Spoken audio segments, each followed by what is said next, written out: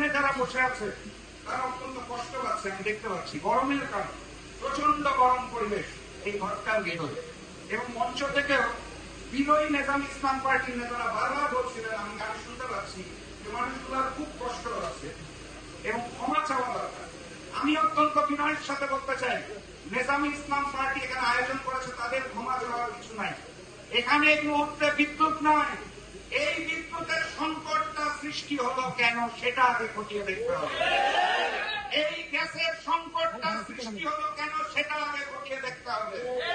আমি বিশ্বাস করতে চাই বিরোধী দলের নেতা আজকে এখানে উপস্থিত হবেন, সেই কারণে নতুন জালেম বিএনপি ইচ্ছা করে কারেন্ট বন্ধ করে দিয়েছে, এটা আমি বলতে চাই না, এটা আমি বিশ্বাসও করতে চাই না। আমি যেটা দেখি এবং বিশ্বাস করি সেটা হচ্ছে বাংলাদেশে তেলের সংকটের গল্প বলা হলো, তেলের মূল্য, জ্বালানি তেলের মূল্য বৃদ্ধি করা হলো, বৃদ্ধি করার পর কিন্তু জ্বালানি সংকট শেষ হয়ে গেল। তার মানে কি, মূল্য বৃদ্ধি করার জন্য আমরা একবার জ্বালানি সংকট করি, একবার গ্যাসের সংকট করি, বিদ্যুতের তো আমরা 2 দফা বানিয়েছেন, এখন আর কয় দফা বানানোর পর আপনাদের এই জাতীয় সংকট শেষ হবে সেইটা আমি জানতে চাই। অতএব নেজাম ইসলাম পার্টি ক্ষমা চাওয়ার কিছু নাই যে মানুষ গরমে কষ্ট পাচ্ছে।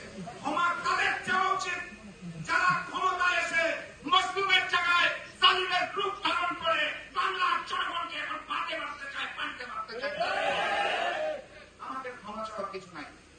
সংগ্রাম সাথী এবং বন্ধুগণ, আমি এক সময় দেখতাম যে চক্ষুদান কর্মসূচি হচ্ছে, এখন আমি দেখতে পাই নতুন জালিম চক্ষু উত্তোলন কর্মসূচির সূচনা করে। আমি এক সময় দেখতাম রক্তদান কর্মসূচি চলছে, এখন আমি দেখতে পাই এই নতুন জালিম বিএনপি আওয়ামী লীগের মতোই হেলমেট পরে সন্ত্রাসী কায়দায় রক্ত উত্তোলন কর্মসূচি শুরু করেছে। আমি জানতাম বাংলাদেশের বিভিন্ন মসজিদ, মাদ্রাসার সামাজিক সংগঠন গঠনের জন্য মানুষজন স্বেচ্ছায় ভালোবেসে পকেট থেকে চাঁদা দেয়, আর এই নতুন জালেম বিএনপি এখন সন্ত্রাসী কায়দায় জুলুম করে চোর করে চাঁদা উত্তোলন কর্মসূচি শুরু করে।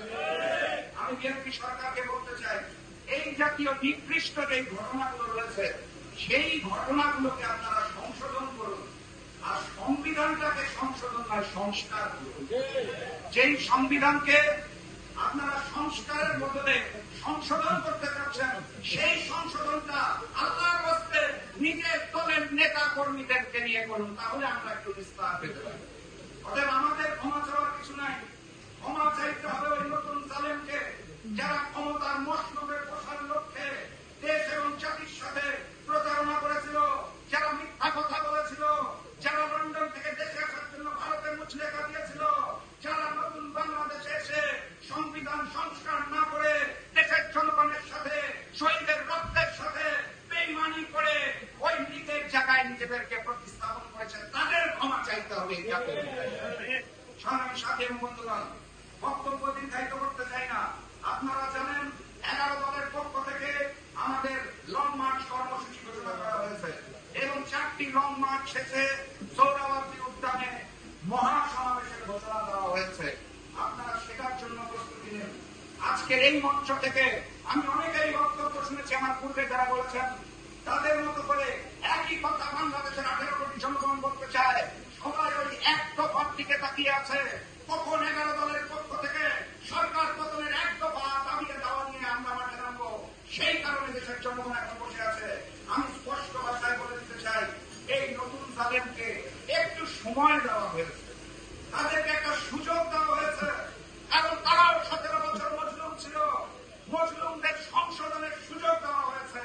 তারা যদি সুযোগ গ্রহণ না করে তাহলে 11 দলের পক্ষ থেকে সরকার পতনের এক দফার দাবি মাঠে আসবে এবং আমরা সেটা সকলে মিলে প্রয়োজনে আবার রক্ত দিয়ে পূরণ করবো ইনশাআল্লাহ।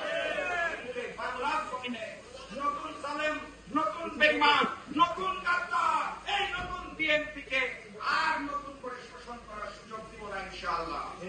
আমরা কি সেটার জন্য প্রস্তুত আছি? আমি বিশ্বাস করি বাংলাদেশ নেজাম ইসলাম পার্টি আগামী দিনের যে লড়াই এবং সংগ্রাম, সেই সংগ্রামের রাজপথে অতীতের মতোই অগ্রণী ভূমিকা রাখবে, সেই আশা ব্যক্ত করে আগামী বাংলাদেশ গঠনে সকলের দোয়া এবং সাহায্য চেয়ে আমি আজকে শেষ করছি। বিজয়ের পথে যাত্রা শুরু জীবন অথবা আসসালামু আলাইকুম। দেখছি।